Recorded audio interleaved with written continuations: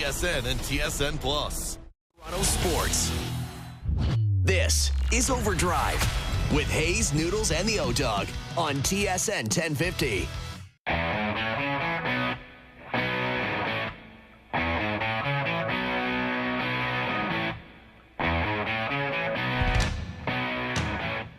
All right, here we go. OverDrive off and running. TSN 1050 on the TSN app, your home smart speaker, up on TSN 4, up on YouTube Live. Brian Hayes, the O-Dog, Jeff O'Neill, Jamie Noodles, McLennan. What's going on today? How we feeling? We have to send out one of those disclaimers, like commercials and different things like that, where you basically say, we don't support other people's thoughts and ideas, especially that go out on Twitter.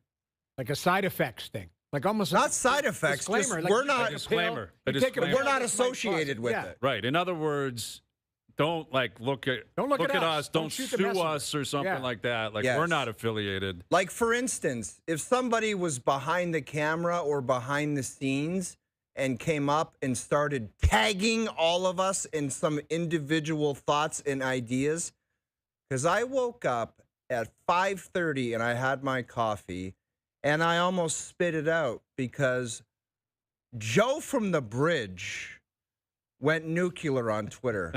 And he claims he's getting support from other TSN personalities regarding a certain subject that's out there.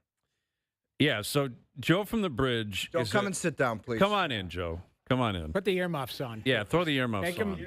Yes. So Joe is literally in charge of everything visual at our This with is our Joe show. from the So Bridge. we do trust him. Joe from the Bridge. With We love our Joe. audio and our visual. Everything. Joe is a dear friend of ours. We love Joe. He's a foxhole guy. Joe is also a lunatic when it comes to the Leafs. Yes. Now, Joe, you love the Leafs. Yeah. Like it is a pure 100%. You and I, we're both Toronto guys. We see the Leafs differently, but we followed them. We're about the same age. You, I would consider an eternal optimist with the Leafs, right? Like, I think there's a part of you that still thinks they're going to win 17 games in a row and possibly go on a cup run. No. No? There's not 1% of you? I think there's 1% of it. 1%. You remember the one time you came in here? Before the Olympic break? Oh, you were 80%. Yes, Yeah. 1,000%. You Even remember after. The one time, and this was the 18-wheeler year.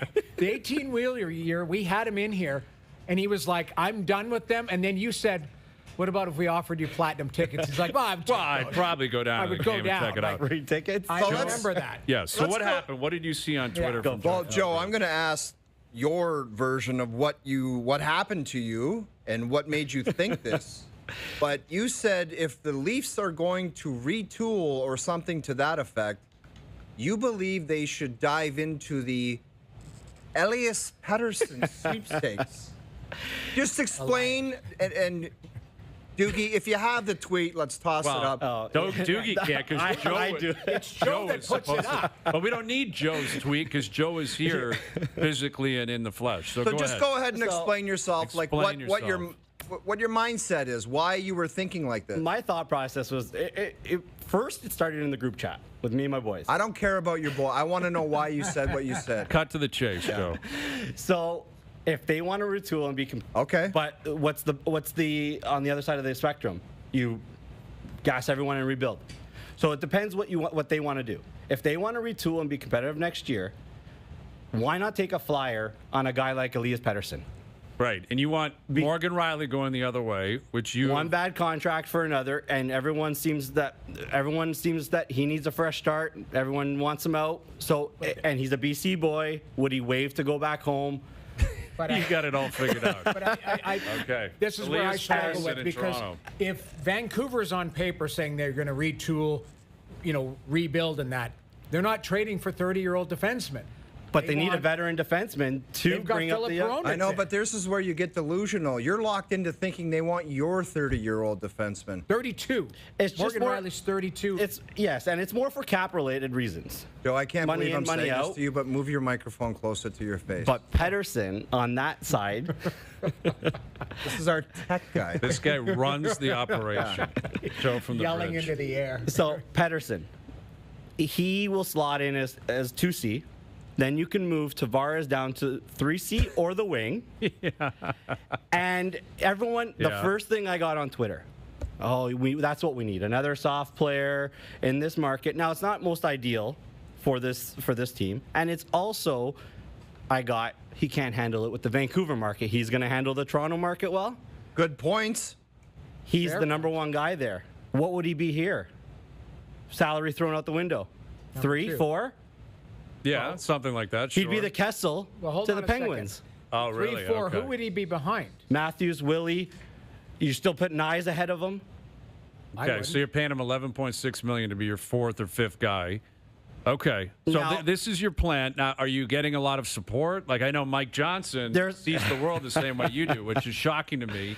But Johnny from Scarborough is the same as... I have to dive in to see what Johnny... Yeah, Johnny's a big supporter. So Johnny from Scarborough and Joe from the Bridge see eye to eye when it comes to retooling the Leafs supply. And Noodles from Kleinberg. Well, no, hold on. And Noodles from Here's Kleinberg. what I said. I want to hear from you, and right after you, I want to hear from you. I disagree with the, Morgan Riley going the other way or whatever. Just talk Everyone- about Patterson in Toronto. Patterson. Give me your take on that. I don't think it's a fit, but I do think you need to start moving deck chairs around, because what you are looking at with the Toronto Maple Leafs, they might have to not blow it up, but they might have to figure out where they're going next year. And I don't think they're not one player away from pushing their way back. Like, I know they're all blue saying line. Boston, and Tampa did it and all of that, but they had the framework. Tampa Bay had the goalie, the defenseman, and several forwards. The Leafs don't have the goalies, the defensemen, and the forwards, that framework, the spine of the team. That still has to be sorted out. But I do like the thought process of being creative. I do believe Patterson needs a new address. I just don't think it's Toronto. I think it's going to be somewhere else. And a lot of those addresses want retention. The more retention on that contract, the more Vancouver will get from the other team. They're not getting any. Last thing on this. Patterson. If Patterson is an $8 million player, looks a lot different. That means they'd have to chew 3.6. Vancouver would for several years. What 6 years. 6 years left. I don't know if they're going to say we're going to pay $20 million for a prospect and a draft pick or whatever. He would be already gone if Vancouver was willing to eat. Okay, so then go ahead, Brian. More than likely. So we just got out. Yeah, Brian from Toronto now checking in. We just got out of the Core 4 era. Exactly. And we want to cycle right back in with Elias Patterson. Patterson and Marner. Have you been watching this guy play? Like, he would immediately be the second highest paid player on the team. You already have a conundrum with Matthews because, let's face it, no one knows what he is anymore. We want to believe that he's going to return to superstardom. I hope so. Would I put money on it? I might, but it would be limited. It would be capped. I wouldn't go all in on that. I might put half my stack on it. So you don't know what Austin Matthews is, and he's making $13.25 million. Now I'm going to take a guy making 11.6. 11.6. Who is an Just even say it worse back to yourself. Say it back to yourself. It's insanity, Joe. With the cap going up. I don't care if the cap was $400 million.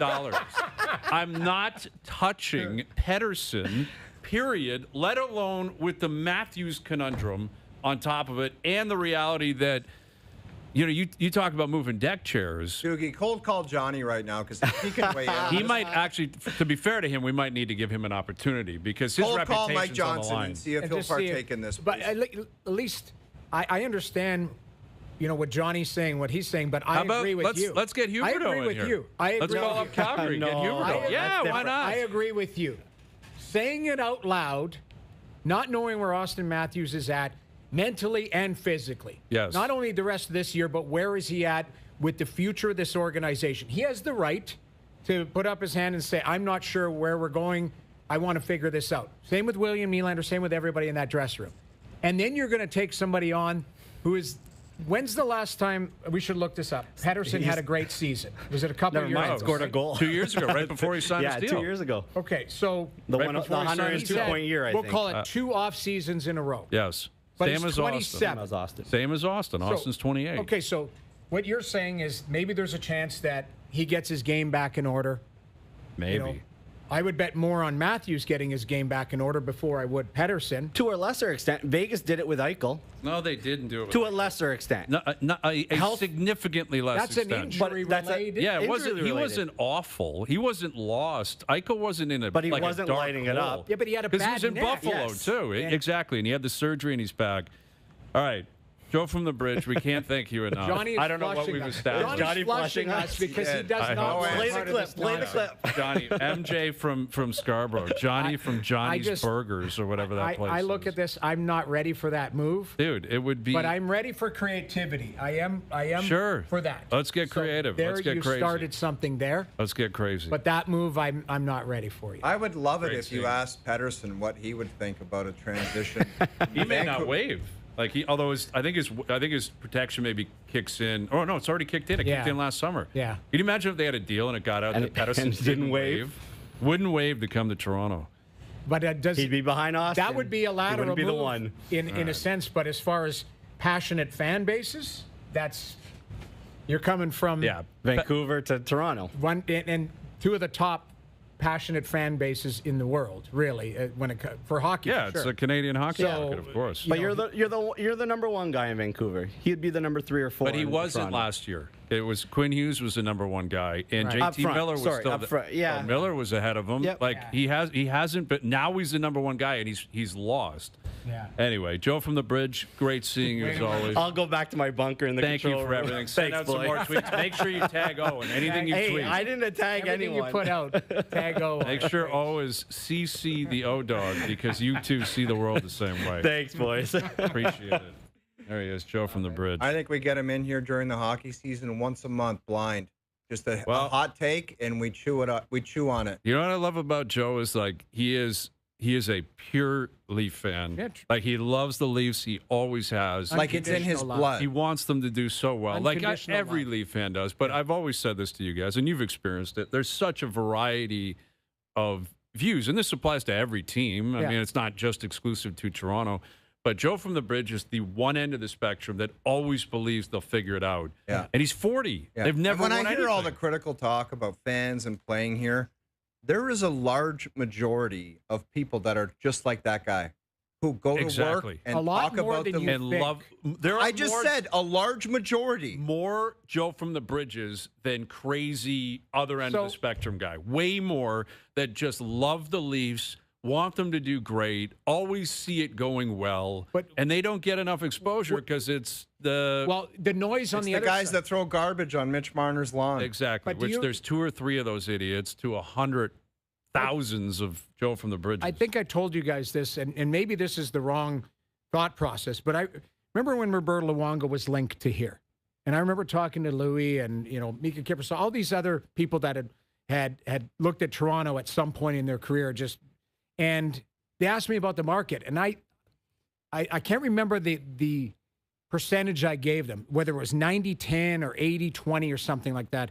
I said 80% of the people will love you no matter what because they're Leaf fans through and through. They love the team. They support the team or whatever. I said the other, whatever is 10 or 20% are the negative, but they're very loud. And I said, if you can handle that, it is what it is. That's not just reserved for Toronto. That's Right. that's Edmonton, that's Vancouver, that's New York, that's Yep. Philadelphia, that's Dallas, with the Cowboys. Passionate fan bases have, for the most part, people that love the team and just are passionate towards it. Then there's the loud ones that are on the negative side, and they get noisy. And Sure. if you can handle it, so be it. Although if you can't, move on. And if you win, they're not. Exactly. Like that's the whole thing is if you win, a lot of times it's opposing fan bases that get after guys too. That never comes up. Right. You talk about social media, and it's a reality, especially with younger players. Yeah, now they look at their phone all the time. But They sure as hell don't answer it. but someone sending you a message or commenting saying you suck, you're the worst. Like I would guess they go to, oh, that's my fans saying they're, Yeah. but it's not. Like it can be. I'm not disputing that. At times, I'm sure it is. If you're anyone in the public, whether you're an athlete or us, You're going to get hammered. there's going to be guys with egg avatars that say, I hate your tie. I hate your face. You're a loser. We all get it daily. I get it daily. Always. So, I get it every day. DMs all the time. Anyway. But it's the new era. Everybody feels they've got a voice, and rightfully so, on X or wherever else. But that doesn't mean you get to interact with people. You either I block or mute or move on. And because you do. And you don't have to go on. Exactly. If you don't want to go on, you could just control that and not have at the end of the day, Joe from the Bridge throws a comment out there, we get to react to it. Yeah, that's how it works. Big game tonight. Oh, yeah. You got Anaheim in town tonight. Well, listen, Anaheim, will resemble, if you're going down there as a Leaf fan, it'll resemble where the Leafs were 8-9 years ago. Like, this Cutter Gauthier is a stud of a player. Like, Philly must just be, you talk about in someone's DMs. Flyer fans for the rest of time must be on this guy because what has he got, 35 goals or something on the season? He has been phenomenal. Is that many? Yeah, he's got 30 plus, I believe. Like, Leo Carlsson is he's going to be a superstar. And he was a second overall pick. He had a great start to the year and he slowed down. Yeah, but I think they hopped Fantilli for him, did they not? Well, he went second. What do you mean? Like Fantilli was supposed to go? I think Fantilli was like the known Yes, and I think Columbus took him third or fourth. It was like the Seth Jones. It was the same thing when Florida took Barkov instead of Jones. Yeah. They took Carlson, and Leo Carlsson, exactly that. He had a great start. He slowed down a little bit, but he's put up really good numbers. He got hurt a little bit, but Cutter's got 32 goals. 32, and he can shoot the pill. Yeah, he can play, man. Like, this kid he's leading them in points and goals, and, like, that was just a coup for Anaheim. That he turned on Philly or said, I didn't want to sign there. Yeah. And that's one where you talk about gambles or you talk about putting your chips in, that's where you do it. Now, those aren't available to you very often. Right. But how there wasn't more of a bidding war for Cutter Gauthier, unless he was controlling it and saying, I won't sign or whatever, I don't know. That's the thing. Like, he might have had something behind the scenes saying, where I want to go here or I'm not going to sign, so you might as well trade. Adam Fox did that at the Calgary Flames, right? Not exactly. Sign and trade me. I'll stay in college and I'm going to leave, and then I'm a free agent. I'm going to go to the Rangers. I want to go to the Rangers. Mm-hmm. Like, it happens all the time. And I think you're going to see stuff in the future where guys want to choose the market they want to play. Not free agency, but young guys going, not happy here. I want to go somewhere else. Oh, it's already happening, and it's just going to get way worse. Like, there'll be mandates now. Don't even think about drafting me. I'm not showing up. Well, the no trade clauses and that's something that I think you the can't league get has around to it. look at it. But it's gotten completely out of control. 38% of the players in the league have a no trade. Well, yeah, 38%. We did that on Trade Center Day. Marty Biron, it was like, I think 300 players or something like that. 300 guys have no move clauses. Fourth line players who have a 10-team no trade list. We should check to see if Pierre Engvall had one. I will say no because Lou Lamoriello gave him the deal. I'll bet you Lou was the last guy of the old school who said, I'm not giving it to you. I'll give you 7 years at $3 million, but you're not getting a no trade. And even Pierre was smart enough to say, I don't care if they trade me to the moon. I'm signing this deal. Yeah. But I know the reason I bring it up is because I know it for a fact. Like David Kampf, a fourth-line center, has a limited no trade. That should be a rule in the league. No bottom six player can have a no trade. It should ultimately. It's ignorant comment, but like that's 100%. You cannot have a no trade being a bottom six player. That's the way to get it out. Obviously, it would never pass the lawyers. But if you spend one shift in the bottom six, it's rescinded. You don't get it anymore. It disappears. Or I think each team should have a designated amount. Limitation. 6 players. The problem is, though, but then trades if you're are also trading for somebody and you're full, you're already full. Like, it's already complicated enough. The CBA, if you read through it, it's they just War and Peace. It's on the GMs. Like it's always short sighted. Like it just you're like if that's going to push it over the line. It's like, do you realize what you're doing? Yeah. Like, and they're all guilty of it. Every team is guilty of it. Their whole thought process is, I care about right now. I know. We'll deal with what I just did. We'll kick the can down the road. And that's why so many teams are in this perpetual state. Yeah, and the next manager is going to inherit this, and he's got to either clean that up or trade that away or package your contract up with a pick to get rid of you. Keep in mind, like, the Leafs did the right thing trying to bring in some leadership, but it was Patrick Marleau. Didn't they have to give a first away for Marleau? Seth Jarvis. It wasn't Seth Jarvis. Yes, it was. Yeah, it was. That was the pick. It was 100% Seth Jarvis. Yes, it was. I did not know that. Yeah. Oh, it was Seth Jarvis. Okay. Like, there's no disputing it. Well, you got to take Marleau, and we'll throw in a first, so you take him off our hands. And that guy's Seth But it Jarvis. was, remember, Marleau got the third year. Yes. They gave him 3 That's years what I and never 6. understood. And apparently, behind the scenes, it was like he really wanted the third year, and I guess Mike Babcock really wanted this guy, so they gave him that. Was lunacy, man. He was like 36 at the time. It was 38 or something. And great human, good influence on the young guys. first All year. of that. The third year was insanity. But that's insanity. that third year they had to move him, and that's Well, and there's another thing. Like, again, it's retrospective analysis, but did you really need to? Because you didn't win anything. Yeah, like, what were you so enough. desperate to get rid of Patrick Marleau for? You didn't win a thing. Nothing. Yeah. So, like what was he going to go in there in the locker room and start spreading around that was so magical? right. And it was because they were desperate. They're like, he's not good enough, so we need that money, and we're going to apply it. It was Dubas, and he had just got on the job, and I think Tavares was there, and it was complicated. They were up against the cap. Yeah. And they thought we're in a cup window. Now we know they were never even close to the window. But It's almost an indictment. Like, if you look at, like, Sid and Jonathan Toews, I don't think any member of management was like, man, we got to start insulating. Those guys were just that guy already. yes. Yeah. Well, that's the whole. And again, It's a whole different. great person, awesome career, not exactly known for winning. Patrick Marleau, right? Like, not like you brought in Sid. Wasn't Gordie Howe coming in to show they you? brought him and Joe in, and Joe, Joe, Spezza, none of them ever won anything in their career. Spezza, yeah, I love Spez. It's nothing not what we personal. don't like. It's not that they weren't good players. Patrick Marleau, Joe Thornton, and Jason Spezza were the 3 veteran guys. Got to bring them in, help them. None of them ever won in the league.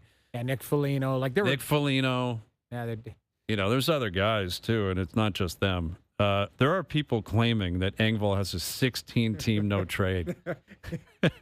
I don't believe it. are you sure? Ryan and Jay tweeting in. I got multiple tweets Saying that he got Pierre's half got the league. a half teamer. he got half the league. Half the league.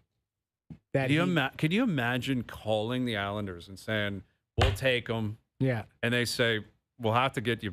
We'll call you back. You're on his no trade."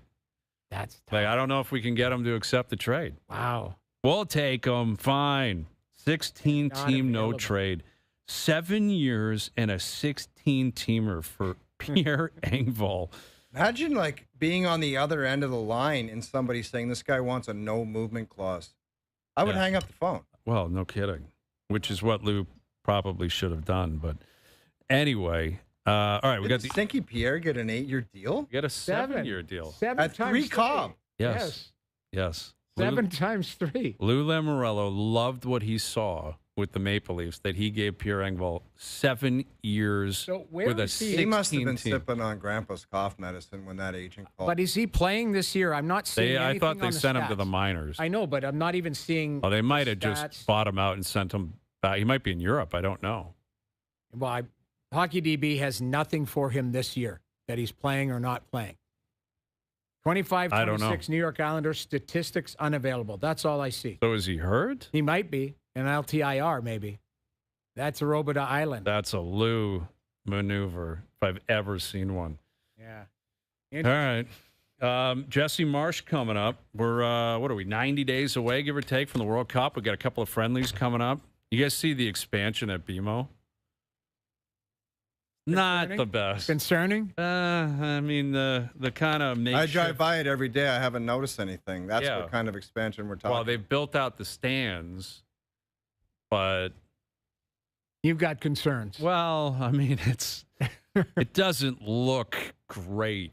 Oh, really? It doesn't look great, but they're going to stuff people in It's there. not When bleachers, Canada lawn plays. chairs, or anything like I know, that. but for this type of venue, you're thinking like just some polarizing building. Yeah, like BMO's a great stadium. It really I is. love BMO, and I Yeah. love where it is, and it's great for TFC and Argo games. Yes. It's just the World Cup is a different level. Yes, that's. Of, you got to be at the top of your game. So we'll see. But Jesse's coming up. We'll get you an update on what he knows of Alphonso Davies and this most recent injury. Is it putting him in jeopardy of being ready for the World Cup? So we'll get to that. We've got Canada, USA, and the World Baseball Classic. There it is. There's the additional seating that they've added. Yeah, that's Those tough, are called man. bleachers. Yeah, that's like the old exhibition stadium stuff. Like that's the I don't want That's to get into scaffold. it, man, 'cause Yeah, someone's gonna. it looks. send me I was a going to note, say it but looks like scaffolding. Yeah, like they're as long as it's stable, I'm fine with it. But it looks a little. Tell you what, it looks real stable. You get a grit grinder in the top Oh, corner dude, of that's that, what you're going to get. and the Dude, they're wind gonna be starts jumping going. You're going to around. get some European goon that's up there that's been in Liberty Village for the previous 6 hours. Yes, and he's jumping around in the top left corner. You get 6 brothers that are monsters that have a feed bag and go jump on those things. It's game over. I'll tell you that right now. That We is do not concerning. need an international No, we incident don't need at an BMO incident. during the World Cup. No, Tell you We do what. not want it.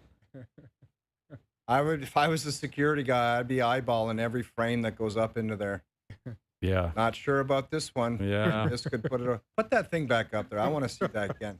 The support system at the back. well, I'm sure it's. Yeah, you get a. Dude, those fences, like they have to be way higher I on the hope back so. and the sides. Dude, Way higher. Yeah, I don't know. shouldn't there be some kind of like what is that? I'm not an architect. I'm not Yeah. gonna. We'll see. I'm not It'll gonna work take a out. shot We'll at be that. fine. We'll The be Canada game's going to be great down there. Yeah. All right, Jesse's coming up. We got the Insiders coming up. Overdrive continues. TSN 1050 and on TSN 4.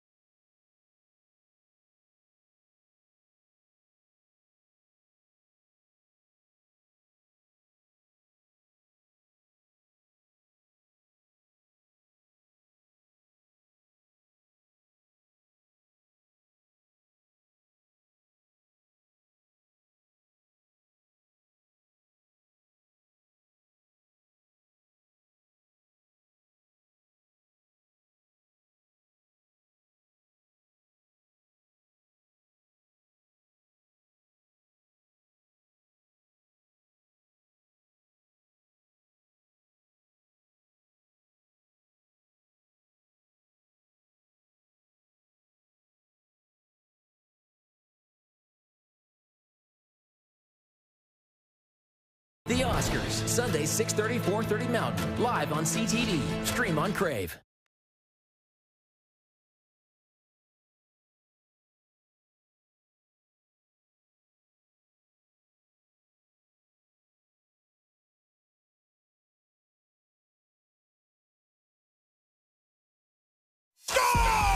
Saturday on TSN 1050. Your Toronto Maple Leafs hit the road to Buffalo to take on the Red Hot Sabres. Coverage starts at 6 p.m. Matthews scores! Hear it all on TSN 1050. The Leafs live here. Now, back to OverDrive with Hayes, Noodles, and the O-Dog.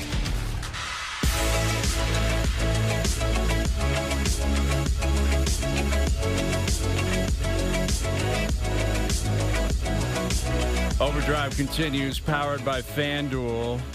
Got Canada, USA tomorrow, WBC. Got Leafs, Ducks tonight. Raptors lost again last night. They're out of the top 6 now. They're officially in play-in territory in the East now. And they were getting close, and then it just fell off a cliff. They really like that struggled fourth quarter. recently. Yeah, last night, exactly. And New Orleans stinks. Like, that's a game they usually win all year. The night before in Houston, no one expects them to win just based on their history this year. But they are struggling right now, you know, and their size is a problem. Pirtle's out. CMB's been out. It's an issue. Yeah, but isn't it kind of getting to the point where a team that can't beat a good team is basically not that good a team either? You know what I mean? Yeah, it's probably appropriate where they actually are. Yeah, they're on that next year. Like they're not winning an NBA championship this year, and you know it's just you were hopeful, and all year they gave you reason to be hopeful that they would be a top 6 team. Now they still can't be. They're a half game out of 5th in the East. Yeah. So it's not as if this is a foregone conclusion, but if you get into the play-in, it just changes your whole, you know, your pathway. At the start of the season, when you saw that team, did you think that? I thought they'd be right around here where they are. That's what I thought, based too. on their standings. Right in there. But the first 20 games of the year they played so well, they were competing with Detroit for the top seed in the East. Yes. You know, you reset your expectations. Maybe this is just a dry spell. But I think that's likely what's going on. Night and wow, it New didn't Orleans. go very well. They fell apart in the 4th. That's what it was. That's been their problem. That was their kryptonite the night before. You know, like the Sam and Leo and Kate were talking about it the other night. Like, they can play 38, 40 minutes, and then they just fade. Yeah. But anyway, we'll see what happens with the Raptors as we move forward here. Leafs in action tonight. Jesse Marsh is hopefully going to join us here in a few moments. The World Cup, like inside 90 days. Alphonso Davies hurt, though, again, man. He's had a lot of injury problems. This guy's got a lot of injuries. I mean. Yeah, it's troublesome. Like, if he's not ready to play, it just changes your whole viewpoint of the squad. Like, that's like a bad injury, too, wasn't it? Like, he came up blaming that game. Yeah, it was his thigh, like a tear in his thigh. Just stopped right there. Yeah, he's emotional, too, man. That's what you can see it with athletes that keep getting hurt. Yeah, they know. Like, they know it. And they know their body's breaking down, and it looks like he wants to scream. Yeah. Because his body's just failing him. Well, the guys know right away. Like, he knew right away on that play. It's like something's not right, felt something pop, whatever it is. That's the scary part.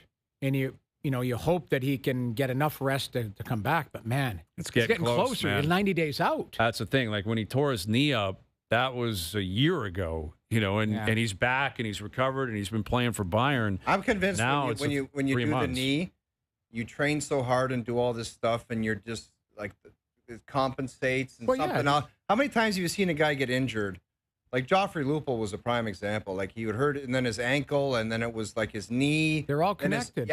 And it's like it's tough news. It's tough sledding, and sometimes you get into a vicious cycle, unfortunately, where you can't get out of it. Well, you overcompensate. So this knee, so you're load bearing on the other side, and all of a sudden, like your body's out of whack. That's why I told you, Hayes, when I went to Cancun during the Olympic breaks, I just relaxed, and it does the body well. Yeah, I think there's something to that. Resetting the body I'm being goes serious, a long, man. long way. I agree with you. I agree, but I wasn't like is, dumbbells, one leg. No. Yeah. Beach, enjoy yourself, and I've never felt better on the ice when I got back. Well, I don't know what Davies is going to do between now and the World Cup. I can't imagine he goes to Cancun. What if he calls you? Maybe. What if he's like, hey, I was watching OverDrive. Oh, what did you do? What would you tell him to do for 2 weeks? Go to Cancun. I remember I saw Jerome in Cancun. You did? Like, just crushing iron in the gym, and I was An animal. Yeah, he's an animal. I had a Miami Vice going by the pool, and I'm like, damn, that's one of the best players in the league. And Iggy's like shredded beyond. Oh my shredded, God, is that guy shredded? It was. But some guys are just wired that way. That's how they are. Yeah, Like, it's no just- matter where you they have to were do on it. vacation or whatever, needed a workout, which was fine. I noticed that Michkov during the Olympic break was posting his own vids and pics in the gym, sweating his ass off. Well, good for him. He's trying to change his reputation, right? Like he showed up to camp out of shape. He looked It's- a little, yeah. Well, he pretty didn't well do himself documented. any favors, regardless of what it was. You got to keep things tight-lipped. I think he came out and said, "I didn't do a thing for 4 months." Yeah, that doesn't help. You remember the Phil He's like, "I Kessel took a break from hockey." Yeah, I know. the Phil Kessel comment, the day of camp, remember to Day fetch one. truck or whatever? It's Yeah, like, day one. How many times you skate? He's like, nah, I think I got 5 in. 4 or 5 times. It's like, Phil, you missed the playoffs. You've been off. You haven't played in 4 months. Yeah, 4 or 5 times. That And we then were at MasterCard. we were there. You Sitting talk there. about lighting a flame and just watching it explode. We got to know, like someone wrote it down like it was breaking news, like Yeah. a president was about to be impeached. Yeah. I just remember getting a piece of paper and it was like Kessel 4 or 5 times on the ice the whole offseason. Go, go, go. And I'm like, what? This can't be real. Then the next day he had to come out and goes, I misspoke. Yeah, It's like, no, you misspoke. didn't, May have been Phil. 10 or 12. like, Yeah, I don't think he did misspeak. that guy was a He was machine, though. such a beauty, I man. loved him. He was so good. All right, so we got a couple of friendlies coming up down at BMO Field, right? They got the new stands Yep. and everything. Everyone's jacked for that. And we're inside 90 days or give or take from the World Cup arriving on the shores. And the man that'll be leading the charge joins us now. He's the head coach of the men's national team. Here's our good friend, Jesse Marsh. How you doing, Jesse? What's up, Brian? I gotta tell you, man, you got this is like my 3rd or 4th time on your show. You're in serious danger of becoming huge football fans. It's coming. Yes. It's becoming a coming. thing. There. Yeah, it's Yes. coming. We're getting excited. What were just about we talking go about down for like a workout, like we just practice with the boys? Coach, Yes. can you set that up? Yes. I'll put you guys through some runs. That'd be great. Okay. Great. That would be inspiring Actually, for your group, I'm you'd sure. qualify for the staff though. You'd qualify for staff runs, which are much lower intensity. Okay, I'll do the what we full. do. We I'll do do the much full lower. meal deal, No, man. they would- I'd welcome it. No, the guys would not allow you on the pitch. They would not. They would see Yeah, you. I think you'd last. with your- You yeah. wouldn't last too long. I'm sorry to say. So, Well, we'll see. do you feel like the staff has to kind of keep themselves in shape, or is that like something that's a priority for you and your group, or Well, what? we don't want to be a bunch of fat guys running around the pitch, you know. So All we're right. trying our best to do what we can, but not easy. The older you get, the further away it seems. But yeah, you know, we try to keep it going. Coach, you've been roaming around BMO. Like, how's it looking down there? You got any updates I for went- us? We saw some pics. Yeah. We couldn't really tell, but give us the skinny on what's going on. I went down there today to shoot a couple videos, you know, for our fans and whatnot, and I can say that it's much transformed, and there is much work going on down there. Like, it looks very different, and there's a lot of people wearing hard hats and orange vests. So I think they're getting it ready, and certainly we're excited for 2 weeks from now when we have a couple matches there. Yeah, you got a couple of friendlies coming up, and obviously we're bearing the lead a little bit here. Alphonso Davies is in the news throughout the world, certainly in Germany and throughout Europe, and obviously it's pretty big news over here. He left the game the other day. He's had injury problems the last 16 to 18 months. What do you know about what's going on with Davies, and what are you preparing for in terms of his availability between now and the World Cup? Yeah, I spoke to him today. He's obviously down, and frustrated a little bit, but he said that this little injury compared to even the one he experienced about a month ago is much less severity. So, he'll probably be 2-3 weeks before he's back again. But what it highlights is just when you come off these long-term injuries, right? Like just managing things and being a little bit more cautious so you don't have setbacks. So he's probably not going to be with us for March, which is okay. We'll probably leave him there in Munich and make sure that he gets himself fully fit and fully back to 100%. But I'm confident that he will do that. And along with his frustration, my message to him was like, just stay positive, right? It's not easy when you come back from these long-term injuries. You're going to be fine. You're young. You're strong. We just need to take the appropriate steps to make sure that we don't have any more setbacks. Well, and he's not alone. Eustachio's been dealing with some stuff. Promise David obviously is injured right now. Like how are you projecting, who's going to be available for you? How do you handle this now that we're a few months away from the dance? The uncertainty of a few of your kind of primary players here and whether or not they're going to be at 100%. Yeah, you can add Bombito and Johnston and Cornelius. There's a lot of guys that have had some long-term injuries. Stefan Eustachio is fine. He may feature this weekend, and for sure he'll feature midweek next week.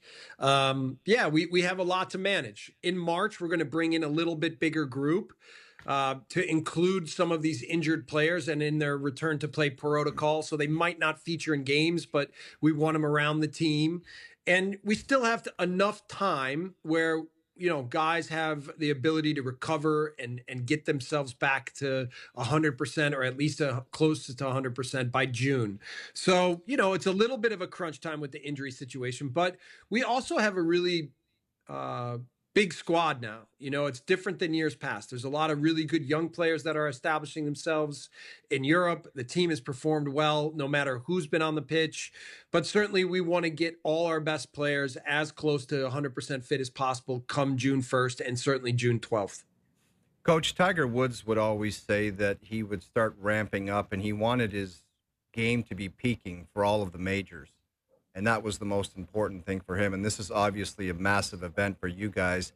As the coach, how do you apply that philosophy in making sure the team is ready to peak at the right times? Not necessarily right now, it's down the road, but how do you go about that approach? Well, the trickiest part is they're not with us all the time, right? They're with their professional clubs. And so they're all aware of the fitness plans that we have for them, the tactical and technical plans that we have for them. They're also all competing for end of the year trophies, and some of them to keep in a league so they don't get relegated. Some of them to achieve Champions League. The MLS guys are just getting their season going. So every player has a little bit different scenario and a different situation. And I've been having a lot of daily conversations with a lot of them about how to manage their situation where they're at. How we feel about what we want to get out of them in March, when we want to start to see them in May. So, there's been a lot of conversations going on, but, I don't want, you can't have players stressing too much about injuries, about form, about fitness. They need to be able to go about their daily routines and make sure they're maximizing what they're getting out of every day. And then certainly once we get together, we're going to get them fit, we're going to get them strong and clear, and we're going to get them ready to fly. With Jesse Marsh, head coach of the men's national team. Again, friendlies coming up at BMO against Iceland and Tunisia later this month. So since we last spoke with you, we have determined who's in your group. Well, we know two of the squads you're going to play. We still don't know who you're going to play opening night at BMO. Obviously, we're still waiting on that front. But we know Switzerland, we know Qatar. How much studying have you done with those two clubs? Do you allow yourself to get to that without knowing who you're going to play in that first game? Like, how are you preparing for what you know is coming your way in the group stage? Yeah. Well, that's what we've done is we've invested these last 3.5 months entirely into getting to know Qatar and Switzerland to the nth degree. So, what these guys are having for breakfast, what things they like on the pitch, what things they don't, talking to coaches they've had, talking to teammates that they've had, and trying to really get to the core of what to expect from these two teams and the players in these teams and the coaches. And then it'll be about, making the shift after March to whoever we see next. So Italy, Wales, Bosnia, and Northern Ireland are the four that are competing to play us in that game in Toronto on June 12th. And so obviously there's been a lot of talk about Italy being that team. They're the highest seeded team in that group to come through. It won't be easy for them to qualify, but I think a lot of people in Toronto would be looking forward to a Italy-Canada matchup in that June 12th match. And how would you feel about that? Yeah, look, I think I respect Italy a lot. I don't necessarily want to play them because I do think they're one of the better teams in that group. But I also would see that as a massive, massive opportunity to make a statement about where the game is in the country, how good this team is. And I think that I respect Italy a lot, and it's a very good team. But I do think that there are certain qualities that we have that would make it difficult for Italy. So any team you play in the World Cup, you're going to get the best version. You're going to get a really well-prepared squad with incredible players. So, it's not like you're wanting to play any of those teams, but we'll be prepared for whoever comes our way.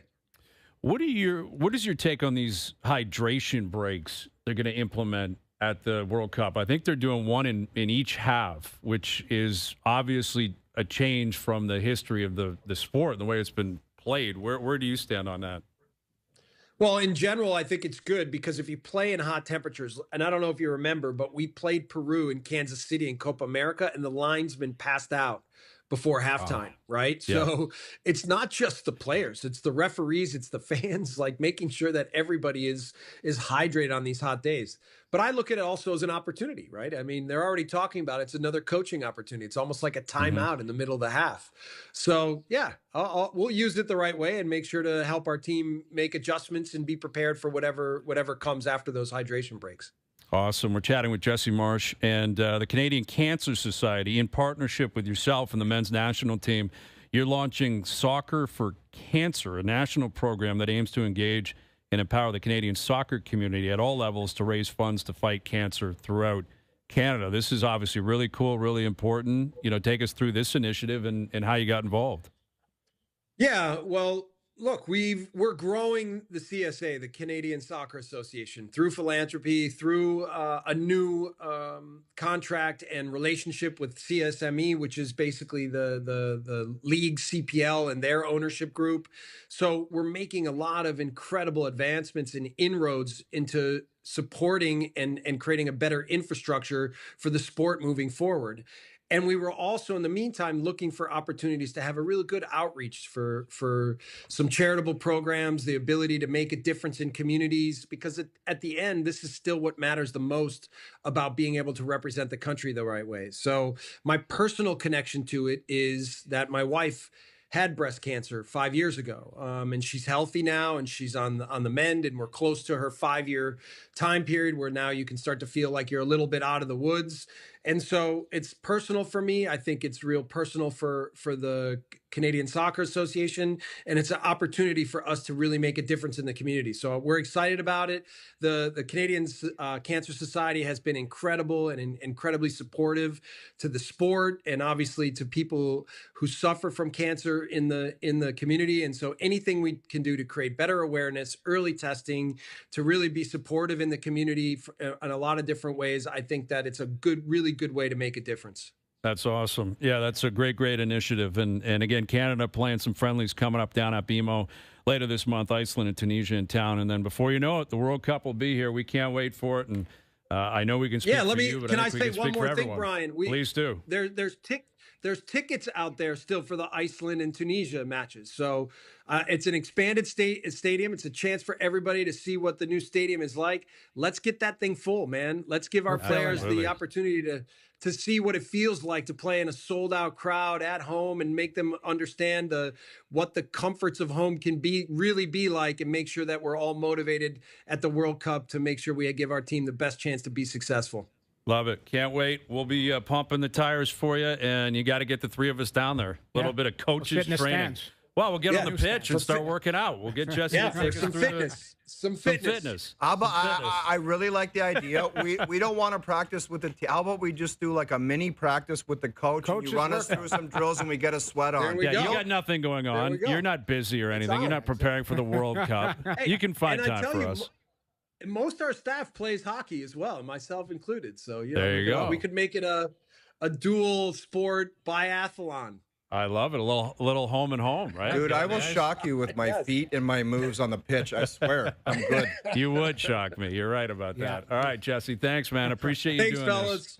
You got it. Right, there he is. care. Jesse Marsh. Guys, I'll tell you what, like an awesome guy, yeah. Just an energy, like a coach's energy and a vibe. Yep. Like you just. This is big time, man. The World Cup. Everybody has their own lifespan, but just listening to that guy, like he sounds motivating. Like yeah, he's a captivating. He's a captivating guy, and listen, he's done a really good job. And the World Cup will be here before you know it. And these friendlies are big, and you hope to pack the stadium. And the weather, we'll see what it's like. We can motivate that team, the coaches' staff. I think we can motivate them. I think you guys can. You're professional athletes. I got to be honest with you. The comment I found a little bit horrifying. still tickets available for a World Cup game? Well, those are This is that's friendlies, for the friendlies. the friendlies. For the The friendlies. friendlies. Those are the games later this month. Yeah. But that's the reality. Is I mean, it's Not for a World yeah, Cup. it's Yeah, not- the World Cup game games would be are sold gone. out beyond belief. Those But things the are gone. friendlies, we can go try those stands out ourselves. You want us to do a test? Imagine they ran us up and down just to make sure that Dude, let's do everything's it. all good. Let's all right, do it. Let's reach out. We'll figure it out. That'd be good. All right.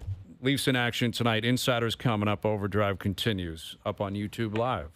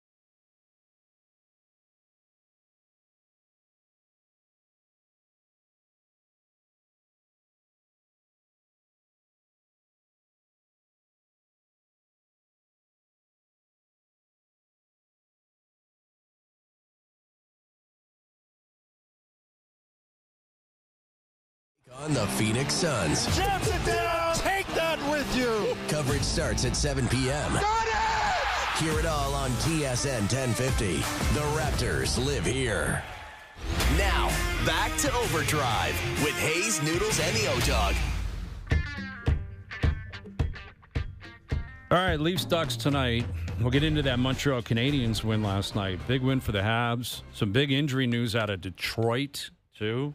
I got that team circled. Remember I said someone's coming back down to earth? You think Detroit's coming to earth? I don't know. Kind of done it a little bit, haven't they? They have. They've struggled a bit. Now Larkin's out. Kopp is out. Like, those are two big injuries for multiple weeks. Yeah, a couple weeks. Underpants Cam. That is serious Underpants Cam. We should do next week like just a league-wide Underpants Cam. Okay. Variety of different topics, subjects. Love it. Yes, we will. Done. All right, hour 2 coming up. Overdrive continues. TSN 1050 and up on YouTube Live.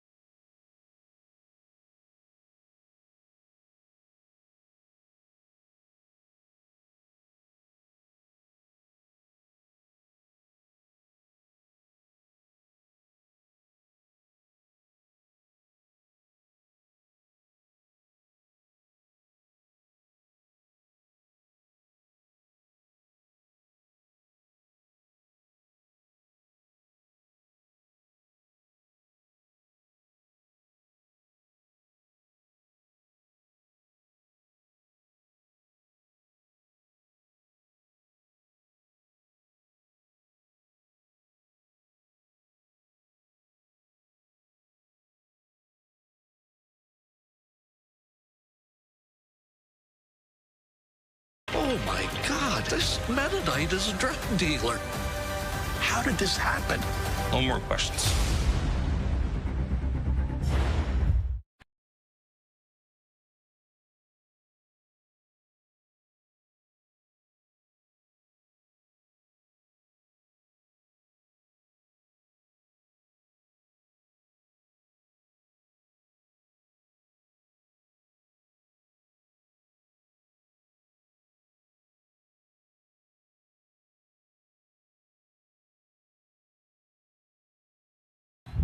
This is OverDrive with Hayes, Noodles, and the O-Dog on TSN 1050.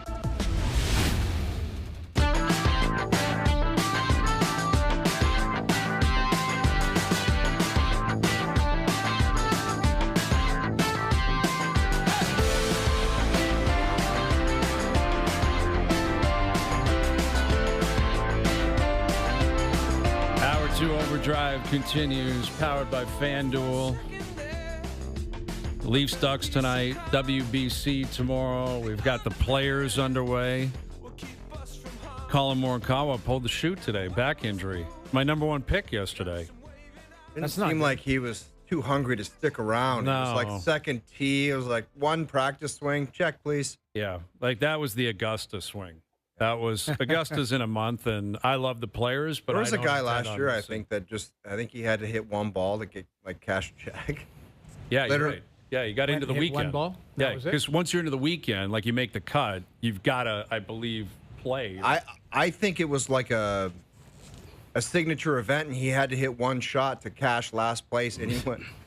He teed it and left. Yeah, because he was so hurt. But he's like, I'm cashing, man. Yeah, he did. Left the ball out there. Yeah. Left the ball out there. Anyway, we have our former golf reporter here. Darren Dreger. Looks like he's on course right now. I know. What is going on? Yeah, you look great, man. You look like Mark Zucchino. Like what is happening here? I don't know. I think it's the good luck for 80s. you. I got the cans on. We're good to go. Yeah, here. nothing wrong with that. We got Chris Johnston at home. CJ's back. It's great to see you guys. So let's do a little kind of looking back on what did or didn't happen at the trade deadline, because CJ, you can jump first, and then Dregs, you jump on too. Because after the fact, it became the Leafs and the Habs were talking, and maybe Matthew Knies, and his name was out there. What is the reality here? What was actually being discussed? Was Matthew Knies and his name out there? What can you tell us? Well, 100% the Leafs had discussions involving Matthew Knies. You know, how close it got, I think, is probably been overstated a little bit in some circles. Like, I don't have the impression that they were, they got right down to the final stages and ended up missing on a deal with him. But, let's look at the reasons why you would trade a Matthew Knies. I mean, he has no protection in his contract. He's probably the most valuable asset the Leafs have. I'm not saying by any stretch he's their best player, but if you got to a point at any stage where they're trying to trade one of the players with a no movement clause, they're not as valuable on the market because they're going to dictate where they go. It's not a true, open process for bidding. And so, I think given where the season's gone, where things are at, it just made sense for the Leafs to listen on Knies. Dregs made no differently, but I have no reason to believe they got close to getting anything done there. But, everything was on the table effectively, and they listened and got a sense of his value, and we'll see if they pick that up. I don't even know who'll be making that call in the summertime, but it could obviously be something that's revisited down the road. Yeah, I would say this. Like, every team has a group of players that maybe aren't untouchable, but they're very close to being untouchable. But that doesn't mean that other general managers, when they can see the direction that the organization is going, you make the call. And you ask a what-if question. What if we were to put a real healthy package on the table for Matthew Knies? Would you listen? All right? And I think that's exactly what happened, specific to the Montreal Canadiens. And I don't know this, but I think that the response from the Maple Leafs was, well, what are we talking about here? Yeah. Michael Hage, 2 first-round draft picks, something else?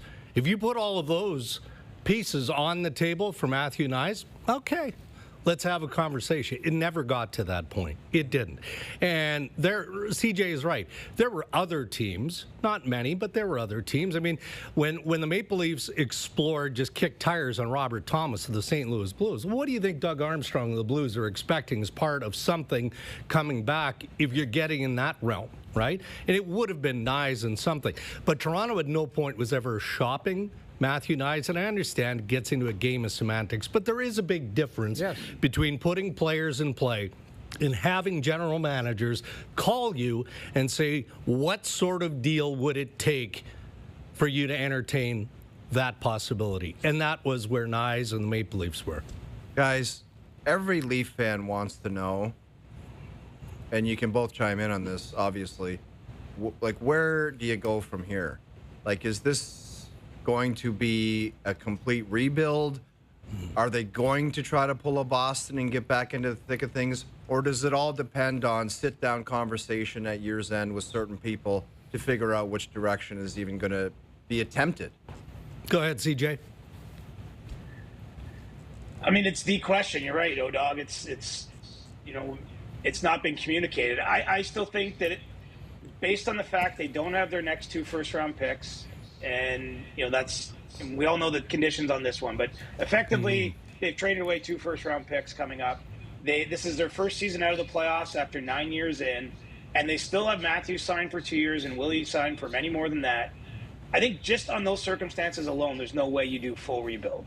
Now, I suppose if Matthews did come at the end of the season and said, okay, I want out, that changes things. But I don't believe that's necessarily going to be the case here.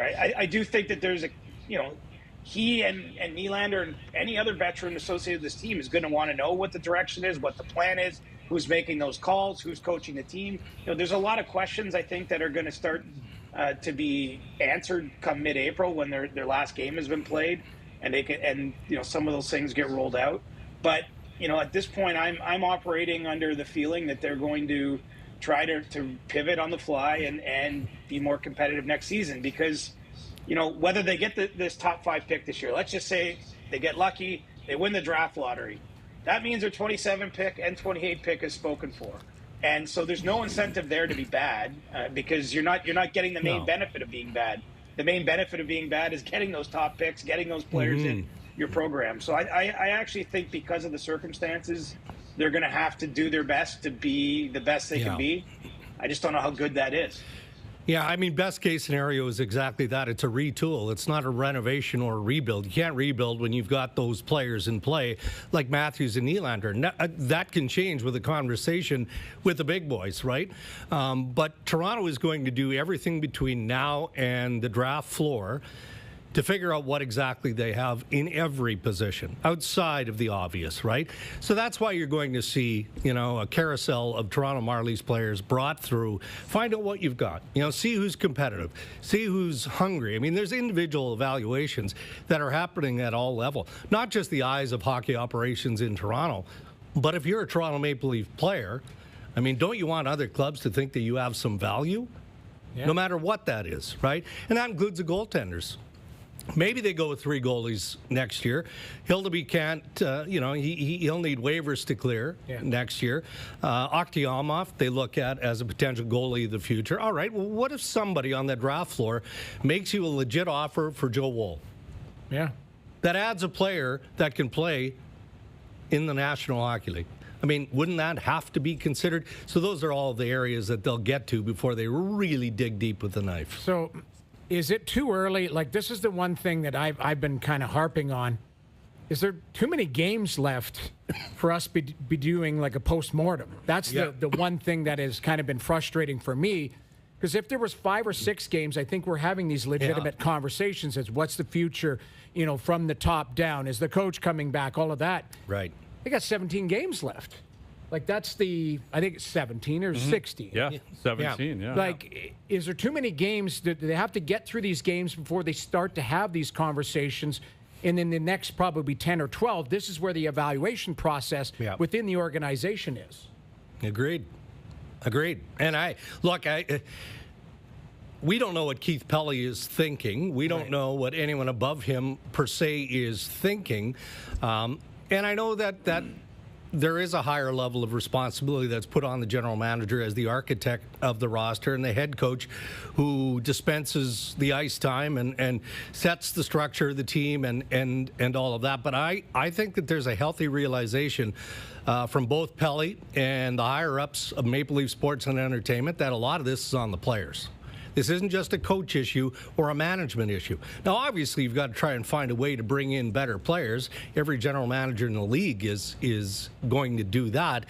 But it is too early to just pull the pin and start firing guys out left, right, and center. But here's the one thing I would say on that is we don't know how the market is going to continue to react. Right. And that factors in. The mob matters. It gets loud down at these games. Start throwing stuff on the ice, start booing, start chanting, fire this guy, fire that guy. You got to consider it's not impacting their season ticket holders, Brian. It isn't. Well, but it impacts the way the organization is perceived, is my point. Is, they were still selling tickets when they fired Randy Carlyle. Didn't matter. They were sold out, but they were like, we can't keep putting this guy out. Yeah. Right? Yeah. Ron Wilson, they were sold out, but they're like, we can't keep putting this guy out. It's a disaster. The fans are going nuts. Yeah. That's my point. I'm not predicting. I don't know if it'll happen, but it could. It could. Like, it could get really ugly down at that 100%. rink. And then at some point, Keith Pelley or someone's going to say, we got to do something here. Like, this is getting ridiculous. And how many games in a row? Like, they're going to win games. Yep. They lose 12, 13, 14. You're just going to let everyone just sit there? You're not going to do anything? Like, at what point do you have an obligation to say this is unacceptable based on just the integrity of the team? And do it now as opposed to wait and have a review at the end of the season? Well, I mean, what are they reviewing with Craig Berube? What are they going to learn from Craig Berube the rest of the way? Either he's staying or he's not, but nothing's changing. In that's better. Well, but that's the issue, and I'm not being. That's on them to figure that out. Yeah. I don't have that answer. But for that you guy now. might be available in the offseason who isn't available. I'll let now. CJ. Well, I'm not saying they're going to rehire a guy today. I'm not saying Peter DeBoer is coming in. Just I'm go saying, with an interim. Yeah, you go into possibly. It because that's the one thing I was going to go. And CJ, I'd let you weigh in too. But if you fire the coach and it's a bullet, and you bring in somebody else or an interim. And then you build your team differently in the offseason based on if you do retool or maybe one of those big guys say that want out or whatever, the team might look completely different. Mm-hmm. And the guy you want to coach, I'm not advocating, is maybe Craig Berube's the guy to coach a different team. But I'm saying, like, I don't think you fire the coach right now. I think you do an internal audit. And I agree with you, Brian. We were here when Randy Carlyle, like, it just got so Brian Burke's ugly. like, I can't. I remember those comments. He's like, I can't. And have listen, him. Burke wasn't far off. Like, Burke was gone before that. That was Wilson. Yeah. Right, Burke was gone by the time Carlisle was out. But I understand, and it can get loud. But I also understand they've got a responsibility to kind of fix this mess, we'll call it, and do this internal audit. And but if it's the players, like if that's the audit in the end, then how do you retool?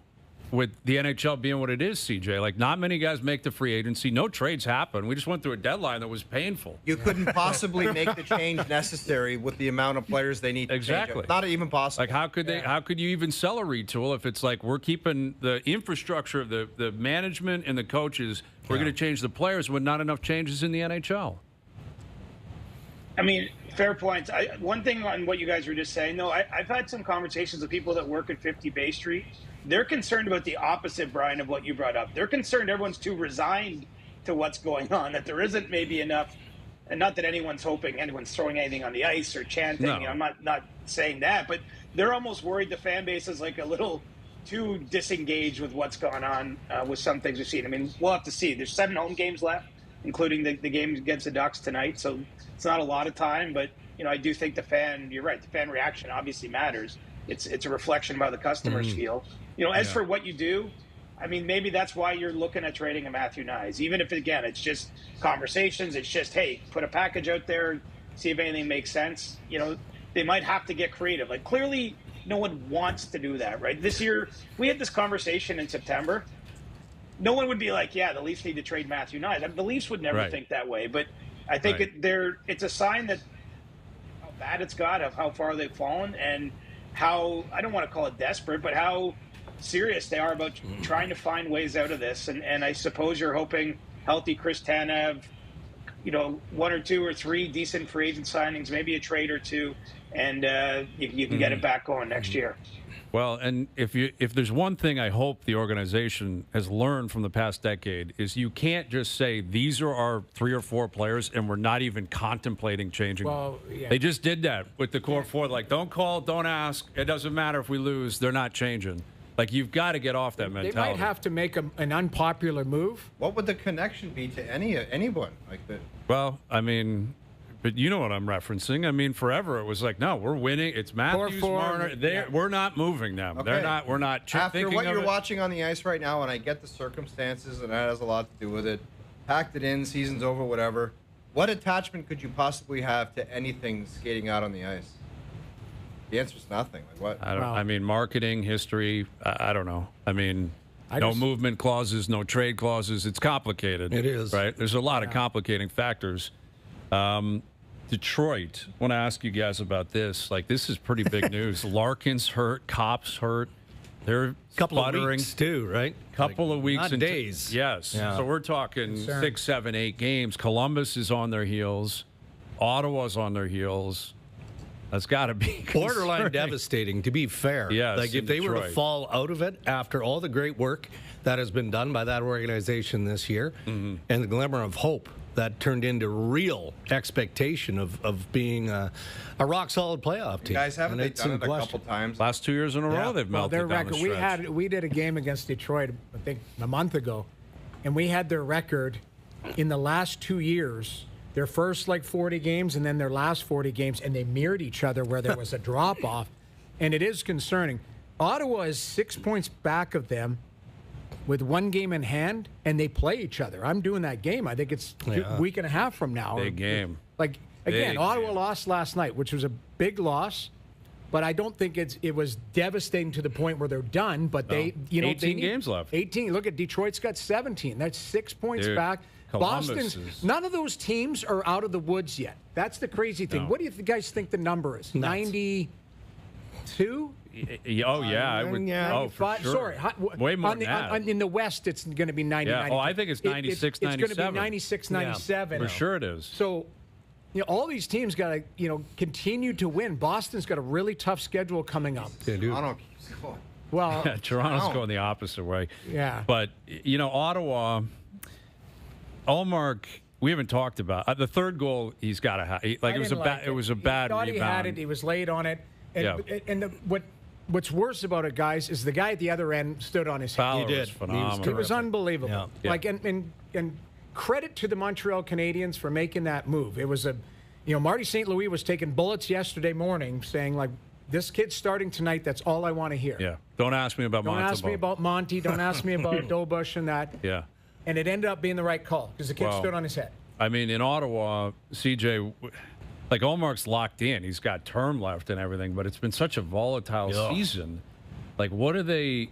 Can Travis Green move off him and just say we're playing the other guy? How do you? Because that market, it's getting loud around Linus Ullmark. I don't think they're there yet. I mean, look, the other guy in this case is James Reimer. I think, for a player of his age who sat out half the year, was at the Spengler Cup to join the NHL, he's given them some good play. But, I mean, you can't really count on him to roll. They don't have anyone in the American Hockey League to go with. Where they are right now, I think they're kind of in on Ullmark as long as they can be this season. Now, maybe there's some kind of off-season conversation. He's obviously signed for another 3 years beyond this one at a pretty good ticket. So, I suppose it's something they could potentially reevaluate. But given what they've committed to him and the other options, I think that they're pot committed on him. And to be fair to Ullmark, I think that was his first regulation loss in a couple months. So yeah, he's been playing better. He's played well. I agree, CJ. Which, can't jump on him just for the one bad game. I know the goaltending, though, has been a huge underlying story of their season. But let's face it. I look at all the other options. They don't have a Jacob Fowler, right? If they had a Fowler in the minors, I'd say that was the time to go to him. But they just don't have anything like that to turn to instead. How much healing, guys, needs to happen in St. Louis? It's seems like there's so much commotion around them. There was the Robert Thomas rumors, Parayko trade that he said no to. It seems like, I don't know if they're good, they're bad, they're kind of retool. I don't know what the hell they are or what they represent. Yeah. It was just kind of a chaotic month and a half. And I don't know. It seems like they've done it a couple years in a row now. Come and get anybody you want, and then it never materializes. Maybe that's just a ploy. I don't know. But there needs to be, Yeah. That's Army. That's Army's vintage Army. Open for business, and that's what it is. Last couple of years, you're right. Yeah, open for business, but not really. Yeah. Well, that's the tricky part, though, when you're navigating through a process with any player that has a no move or a no trade clause. I mean, veteran agents will say it's better not to know that your player is in play until there is a team or an agreement in place that you can work with. Then you go to the player and you say, okay, well, Team X wants you. Are you willing to waive your trade protection? That's what happened with St. Louis. Now, in hindsight, because he's a veteran player, maybe it would have been better for Armstrong to go to Parayko 2, 3, 4 days before and say, I'm getting enough calls of interest in the teams that are in the market for right shot defensemen that I want to listen to some of the trade offers that are going to come my way. So here are the 3 teams that are most interested. Give this some thought because I may come back to you.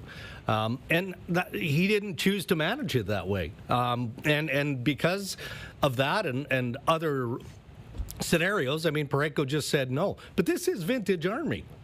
You know, a couple of years ago, he went into that dressing room before the trade deadline and basically burned everybody and said, hey, you know, I know you have trade protection. I don't care what your resume says or what you've won or what you've done or how many goals. You're all in some way, shape, or form available. So he just wants to make this is just getting messy now. You're just not a fan of those. I think it's a great look for you. Yeah, thanks. He's trying to leave, or was trying to leave the organization in a good spot for Alex Steen, who's as green as grass when it comes to management. So that's what he was trying to do this time around. Fair. Yeah. Well, I mean, you look at the team that's in town tonight, CJ, Anaheim, and how they've turned things around. And like they're what do they got, a 3-point lead on Edmonton and Vegas, I think? Yeah, I think 3 points. So yeah. like they're sitting atop the Pacific, and they feel like they got some building blocks. You know, they brought in Quenneville. They don't defend necessarily that well. Their goaltending statistics haven't been great. But what do you make of Anaheim's chances, CJ, of making some noise in the playoffs? It's right there for them. I mean, just with how the Pacific is shaping up. You know, you look at strength of schedule, they actually, I think, face the fewest playoff teams among everyone around them in the standings down the stretch. So, you know, there is an opportunity for them, I think, to win the division, which means you're playing a wild card team, which could be any number of teams at this point, Utah, San Jose, you know, a bunch of others in that mix. But obviously the kind of teams that also haven't had much experience of late. So, you know, I don't know that they're going to make noise going on a run to the conference final, but, you know, it's been a long road. 8 years back to the playoffs for them, and they're on a pretty good track to at least slay that demon. And depending on their round 1 matchup, I mean, I could see them winning a round. You know, the one thing I was down at the skate this morning that Joel Quenneville mentioned that I thought was kind of funny, but he's like, 2 games ago we played the worst game we have all year. Last game in Winnipeg was one of our best. He's like, I literally don't know what we're going to get tonight. Like he was pretty open about the fact that, you know, having a young team, it hasn't probably been as consistent as a veteran coach would like, but add it together right now, it's the weakest division in hockey, and they've obviously taken a big step forward from where they've been the last few seasons. Man, Edmonton, Vegas in the first round would be pretty wild. Yeah. Wouldn't that be something? Edmonton, Vegas, Minnesota, Dallas. That's your first round matchups in the West. Everyone talks about goal differential. They're minus. Yeah, they're a -7. Yeah, -7. Usually that concludes to a team not making the playoffs. Only them in Detroit, I believe, and Seattle. The only 3 playoff teams with negative. And Detroit is, you know, like we pointed out, is going to have some struggles here without Larkin and Kopp. But they're a good enough team that the goaltender can hold up. Like Gibson's been real good for them. Yeah. So it is going to be a fascinating last 15, 16 games. Guys, we do a thing called the Underpants Cam, and I'll ask you both. Where would you want to point the Underpants Cam for the last 16 or 17 games? CJ, we'll start with you. Go ahead, CJ. What interests you the most? Whose Probably Underpants Vegas. would you like to check on? Vegas. Bruce Cassidy's maybe, I guess, or Kelly McCrimmon. I mean, just because huge expectations on that team, obviously massive track record of success. They made a big in-season deal to get Rasmus Anderson.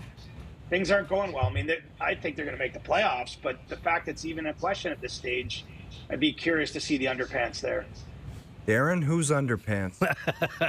This is would so you like to check off-putting. Yeah. Yeah. I'll keep it Canadian. I'd say Toronto and Vancouver. And I mean, it's easy. I mean, But aren't those Underpants already thrown out? No, I don't know. Maybe Aren't they, Hazy? They're thrown. Hold on. Maybe you're looking at the wrong pair of underpants. Or color. Okay. Okay, whose pair should we be watching for within the organizations?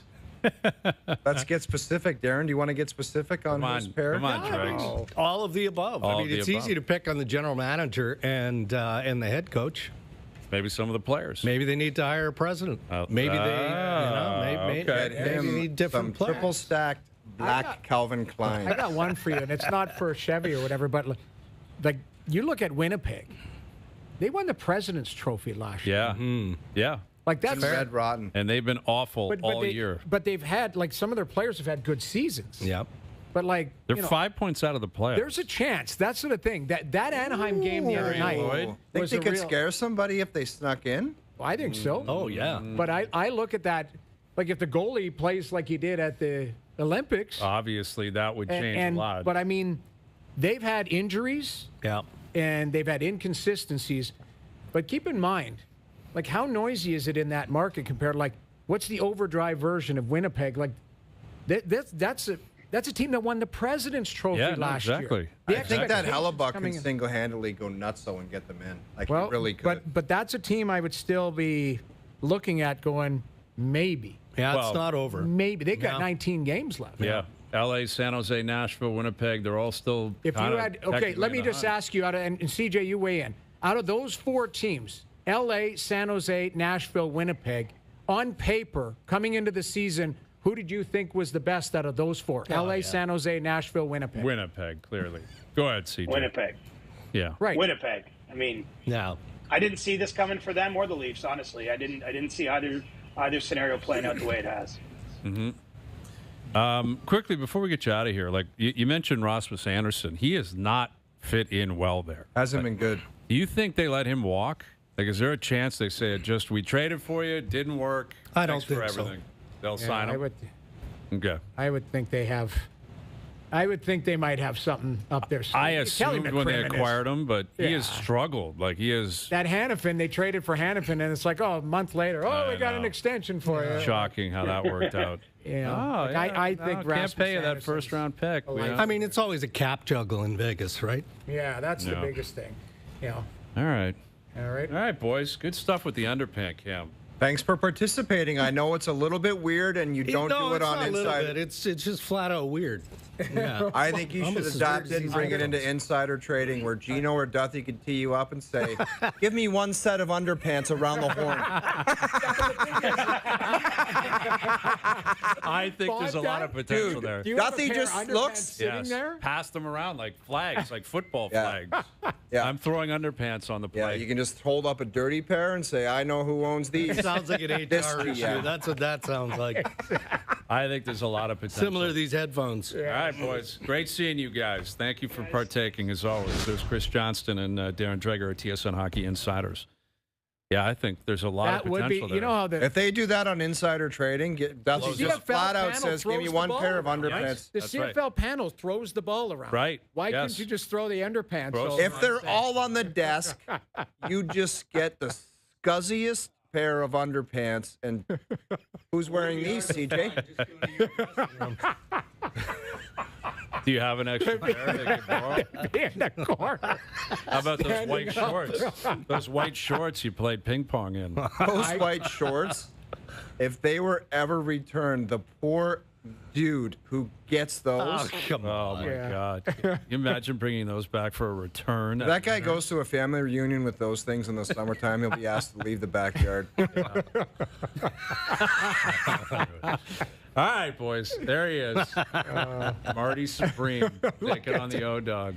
Those pants, yes. Man, those things are white on white. If you went inside out and handed them around. Dangerous. Yeah. Dangerous. All right. With that in mind, we continue to move on. OverDrive continues up on YouTube Live.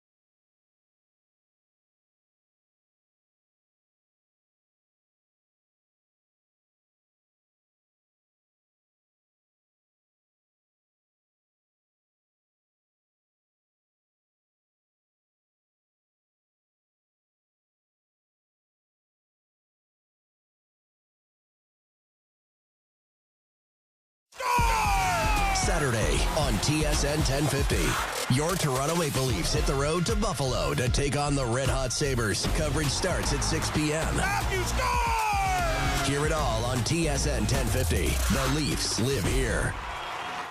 Now, back to Overdrive with Hayes, Noodles, and the O-Dog.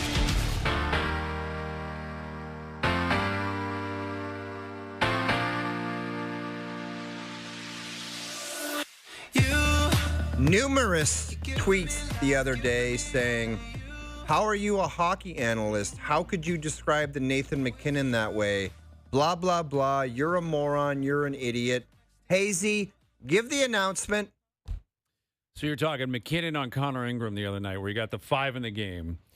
The major penalty has been rescinded by the NHL, which I think there's something to that because if you get multiple majors, there's more penalties that come with it. Automatic suspension, all of that type of stuff, yes. But the refs reviewed it. For 10 minutes. Yes. So if you reviewed it that long and said, no, it's a major, how is the league then reviewing it and saying, no, actually, we like...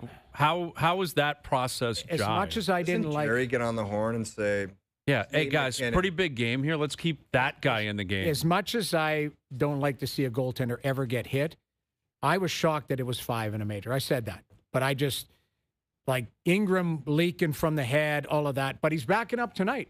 Tough Well, kid. They're in Dallas tonight, and like this is a tough stretch, man, for Edmonton. And like they got Colorado the other night. They had not beaten a team, like a playoff team outside of their division in a long, long time. Yeah, 9 games or something like that. And now they got Dallas tonight, and Dallas is waiting for them. Dallas has got injury problems, though. Yeah. But they keep winning. Well, who's it looking like? Like, you know how things are shaping. Who is it looking like shaping up Edmonton will get in the first round? Well, it's too early to determine because I still think there's a chance Edmonton can win the division. And I think Vegas still can. And so, like, those teams, But Anaheim could, too. Anaheim, you're right. Like, Anaheim's a good team, but they're the type of team that could be down 4-1 tonight and win 6-5. Yeah. Like, that's why Q and, you talk to the coaching staff out there, like, they are pretty chill. They're like, we've got a young, talented team that's still learning. But they got a good goaltender. They've got good D. They've traded for, Carlson, which is a veteran D that might help stabilize. Mm-hmm. And then they've got some rock star kids up front. You just talked about the Gauthier kid. Mason McTavish, Leo Carlson, Mason like McTavish, they've got some players there. Yep. And then you throw in the veteran guys like Kreider and guys like that, Killorn, and like they're pretty well balanced. Gudis and Trouba, and like that right side is pretty gritty. Yeah, it is. Well, Gudis said on tape, I'm looking forward to meeting John Carlson, and he had played with Carlson before. Like someone, because he was in Washington for a short period, I guess. Gudis? I don't think so. I'd have to look that up because someone. I would bet money. That's never been in Washington. What's the old saying where the guy, Ricky Henderson's like, I used to play with a guy with a hard hat on first base, and John Aldroot was like, that was me. Radko Gudis played 63 games with Washington in 2019-20. Yeah. So that's and he's like, looking forward to meeting that guy. It'll be great to see him. And people immediately said, dude, you were teammates with him for a year. What are you talking about? Did anyone bring that up in the scrum? I didn't follow along. I don't know. But I remember that clip went viral that he said he's looking forward to meeting John Carlson. It's like you were his teammate basically for a season. Yes, a full That's Ricky season. Henderson territory. Yeah, that is. Like the Ricky Henderson stuff. There's nothing that can top Ricky Henderson. Nothing. Well, didn't he have the big speech? Yeah, Lou Hop. He passed. He set the new record for stolen bases.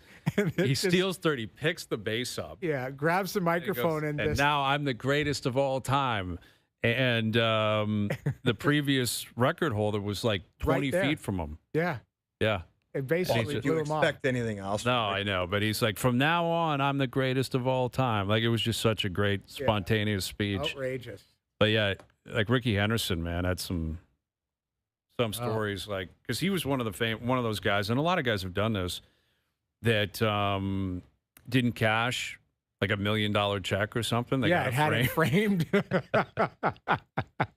You know how crazy you have to be to frame $1 million check. Yes, just never cash it. It's $1 million. Yeah, but he No, I'd rather it looks better in my living room than in my bank account. Why not just get a print of it? Yeah, exactly. Get a fake. Yeah. Just go cash it and go. It's a fake. Yeah. Anaheim it'll be interesting to watch them. Really watch them. I've watched them a lot this year, and Quenneville's not wrong. You're not sure what you're going to get because they've got a lot of talent, but they also can go to sleep on you. Yeah. Well, they don't defend. Tonight is a night where if you're the Leafs, again, I'm curious to see how the fans react. I've seen, some seats online that are available. It's not great. They can get tickets for like $60, $70. That little? Yeah. I mean, they could get gruesome down there tonight. I'll be straight up. Yeah, it really could because, people are starting to leave. People are starting to get really ornery. It's interesting what CJ said about it actually being the opposite. Not like more concerned. They're more concerned that people are like, forget it. I'm checked out and too much apathy. That's a real problem because when people are yelling and screaming, they're showing emotion. They're showing interest. But I think there's a benefit of the Jays where they're like, I'll just wait for ball season to start and I'll get fired up about something. Yes, and that is definitely going to factor it. Listen, MLSE is in a blender right now. The Leafs are in trouble. TFC's been awful, and the Raptors are fading. Like they're 3 teams, and obviously the Argos, we'll see what they bring. They're going to be a playoff team this year.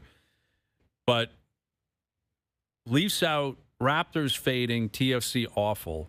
Right. That's tough, man. Like that's your umbrella if you're Maple Leaf Sports and Entertainment. Yeah, what are you pointing to? Like the Raptors have been a fairly positive story, but it's going south on them down the stretch here. They've got they're going to make the playoffs. They're a lock to make the playoffs. But if it's a play-in, but don't you think that's where we thought the Raptors were going to be at the start of the season? I think I look at the Leafs, like I talked about the Winnipeg Jets at the start of the season. I maintained that I thought the Leafs were going to be battling for a wild card spot, just based on how strong the Atlantic was, cannibalizing each other. Mm-hmm. And I thought that was going to be the case coming out of the Olympic break, too, because they'd won 3, and you're like, okay, if they can get on a little roll here, talking about 16-9, 17-8, or whatever, can you do it? Can you get in there? And it's been the exact opposite. I did not anticipate that. Yeah. But, again, there's so many games left. No, I know, but shocked if Matthews got a hat trick tonight. I would like to see. I don't know. Just for he's going to score. We already did this the last 2 games. Yeah, I can't keep saying I think he's going to score. He will score at some point. He's playing with last Cowan 2 or tonight. 3 games. We were like, it's inevitable. He's going to be the best player on the ice. They'll get a win.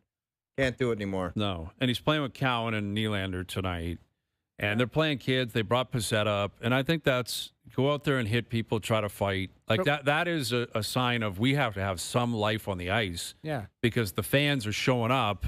And they want to see something. Guy drag you into a war. Do something out there. That's what that Pizzetta will do. Yeah, and I will credit him if he does it. I think he will. I think he'll realize, okay, he grew up a Leaf fan. He's playing for the Leafs tonight, his first game. Go out there. You got to do something. So you pay a guy $13 million, another guy $11.5, and you got to call up Michael Pizzetta to drag people into a game? That's pretty scary stuff. It would appear so. Well, and again, I don't think it's a coincidence. It's a home game. Like, this is a business in the end. Yeah. We call them fans. They're customers. People, and historically, the Leafs, and I still believe this will be the case into the future, but they have been foolproof. Wins, losses, it doesn't matter. You're selling the tickets. You're selling the suites. Yeah. And this will catch their attention if they are realizing, okay, the secondary market, people are basically giving tickets away. Yeah. That doesn't happen much in Toronto. Like that is one. Well, not in this decade. Everyone is so quick. Man. So everyone is so quick to tell you, and I call BS on a lot of it, but they're like, I just give mine away now. I don't even go to. It's like, really? I know from examples, like personal examples, where it's like tickets are up, and say I don't, had them for a long time. I don't know if I'm going to renew. Like, and again, we're living in a different world. The economy's in a different spot. There's a lot of anxiety in the world right now. Yeah. But that's the thing about this kind of reality that they're faced with right now is they had, people in the palm of their hands for 7-8 years. Yeah. But every playoff loss, it dropped a percentage of people, small percentage, but it just kept cutting people out. Like, I can't keep doing this, keep doing this. Like, I've spoken with people over the years who said, the Montreal series, I couldn't do it after that. The Columbus, I couldn't do it. After passing next guard in overtime, I was out. I just couldn't do it. And now you've got a team that is fading. They've lost 8 in a row.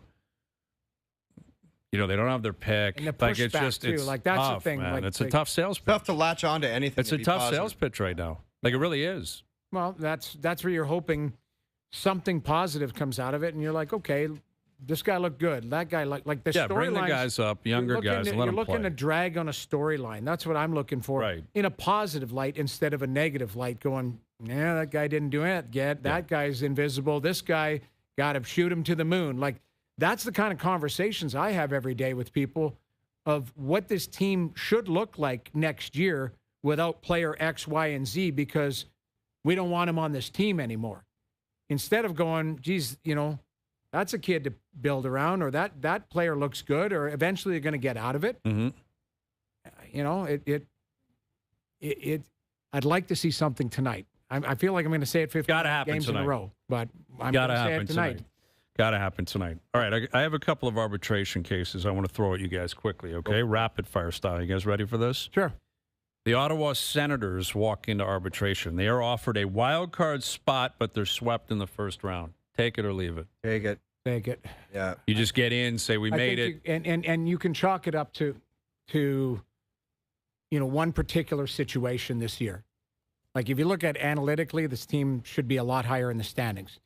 They had, you know, Linus Ullmark's situation. I'm Yep. just going to say situation. Yep. They had a 23-year-old kid that had to play a bunch of games in a row, and he didn't get to that next level. It's one situation you really got to deal with and stabilize, and I think that team looks pretty good. But I just I'd go say big playoff. picture on it, because you don't want to show your fan base who waited a lot of years to get in, and then the very next year you're out. Yeah, I agree. Like, you just don't want to do it. I don't care if you get smoked in the first round. That fan base wants to be known as association with a team that's a they're playoff winning. team, because they They're waited for so Playoff. long for us. Yeah. They'd be like walking out of there saying, "Oh, great, 1 year, and now you're back out of it." Mhm. With Florida out, with the Leafs out. Oh, like, you what know, a huge year! What a year opportunity. to miss out in the East, man. Yeah, huge Like, my opportunity. God. Huge. Yeah, I would take it as well. And it also would represent like a great stretch run, right? You didn't quit. You were resilient. You made your way back in. That's Ultimately could be dangerous if you do get in. well, that's the whole thing. That would be the other side of it. You say, I'm leaving it because I think they can. And if they get They in, could they throw can out win. the classic sports line where they could say, "We've been playing playoff hockey for 2 months." Exactly. Like Ottawa would be a scary team if they got in. They presuming Sanderson's back and healthy, which I think he would be. Yeah. You know, you're relying on Ullmark again. I don't know if he wasn't good in the playoffs against the Leafs last year, but they would. It's not what Tampa would want. Put it that way. I think you see Ottawa and Tampa or Carolina's like, really, we got these guys. Yeah. I don't think they'd want that. Yeah, I agree. Scotty Scheffler walks into arbitration. He's offered one major this season. Take it or leave it. I think he takes it. You don't like his game right now? No, I just think that it's so tough to dominate, and it just really gives you an appreciation for what Tiger did, how, like, the duration and the dominance.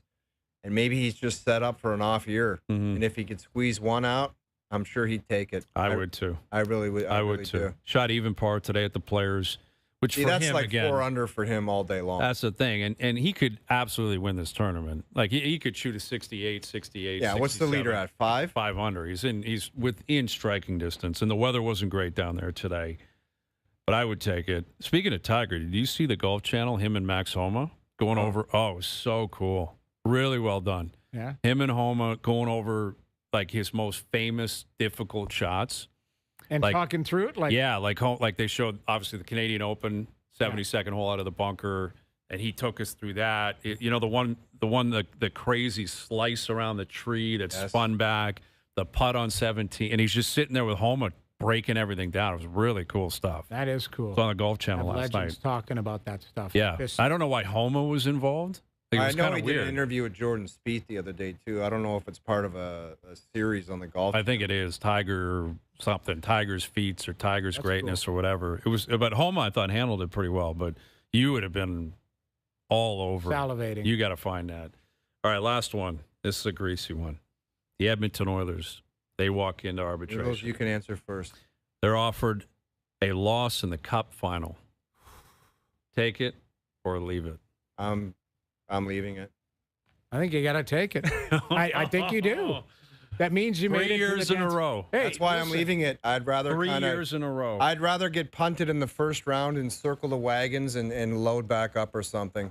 I couldn't. Well, you're right. Actually, It's going to be the Buffalo Bills. It would be the Buffalo Bills. You make a good point because that means you've had 2 months of mileage on your body again, 3 years in a row.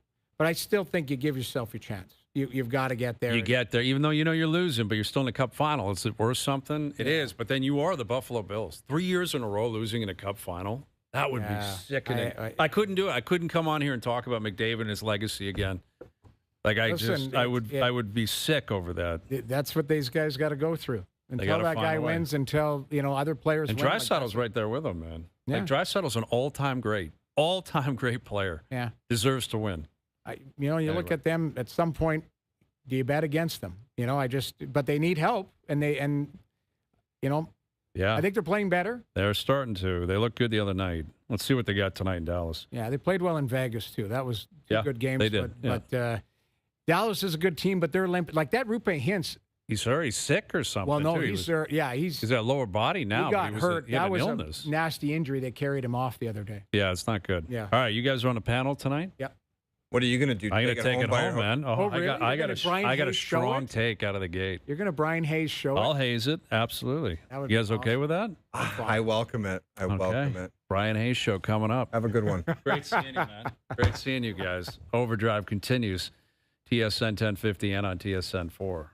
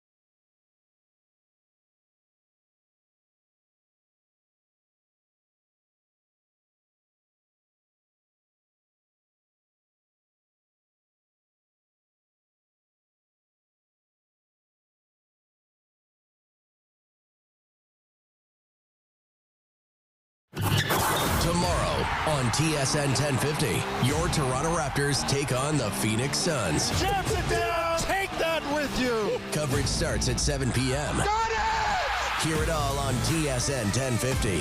The Raptors live here. Now, back to Overdrive with Hayes, Noodles, and the O-Dog.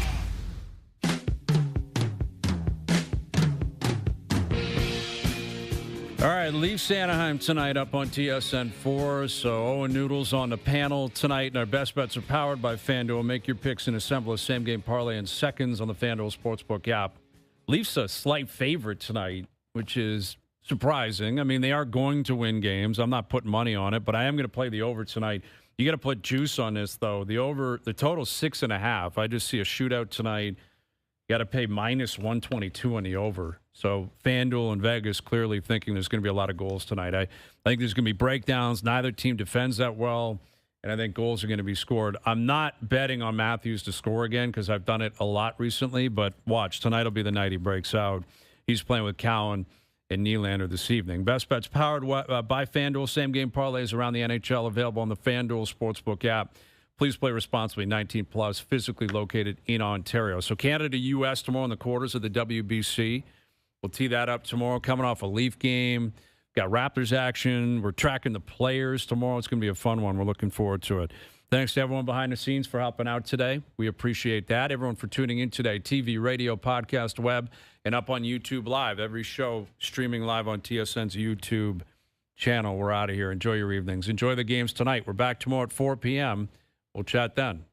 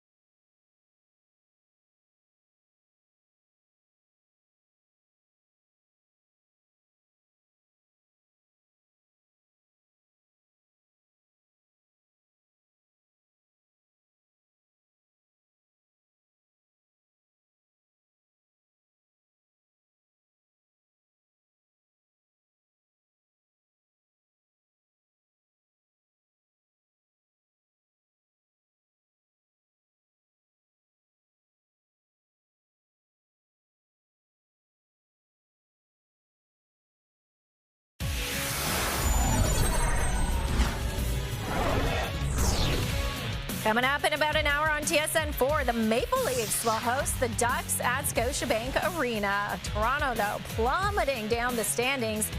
They are still looking for their first win since the Winter Olympic break. And their last win dates back to February 3rd against the Oilers. So it's been a minute. You don't have a team that can compete against the best teams. Defensively, they struggle. There's not a lot of life in their game. Do these guys in charge know what they're doing? If Brad Treliving doesn't understand it or is in too desperate of a position to accept it, that's the problem. Nobody showed a pulse. There's just nothing out there. Just mail in the points. They are legitimately within striking distance now.